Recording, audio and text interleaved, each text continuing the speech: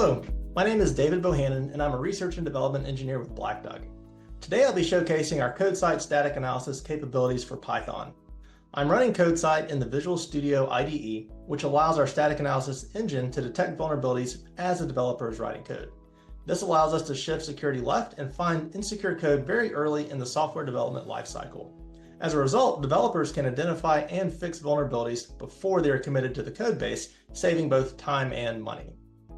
I'm going to demonstrate these capabilities using the intentionally vulnerable application PyCode. Let's start by looking at the views file.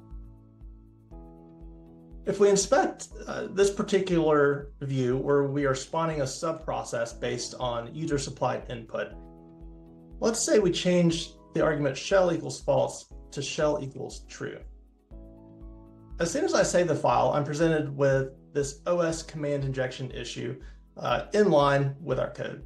I can also click on the CodeSight sidebar and get a detailed description of this issue, as well as the recommended remediation. In this case, the recommendation is to either remove the shell equals true argument or return it false. As soon as I do that, the issue goes away.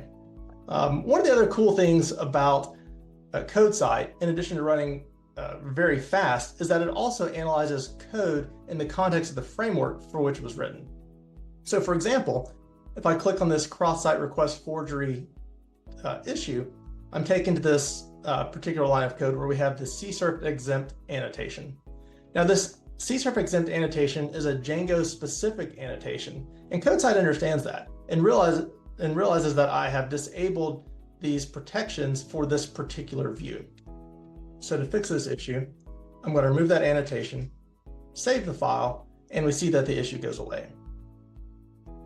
In addition to scanning source code, one of the other cool things that we have in CodeSight is our secret scanning capabilities. So to demonstrate those, I'll go to the settings file. And we see that we have several hard-coded secrets identified in this file. One example being the secret key used by the Django application.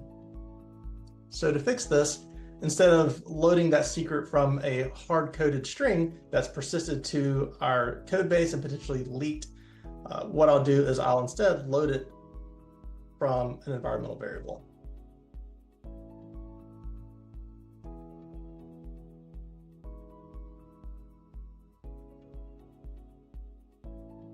And as soon as I save that, we see that that issue as well goes away.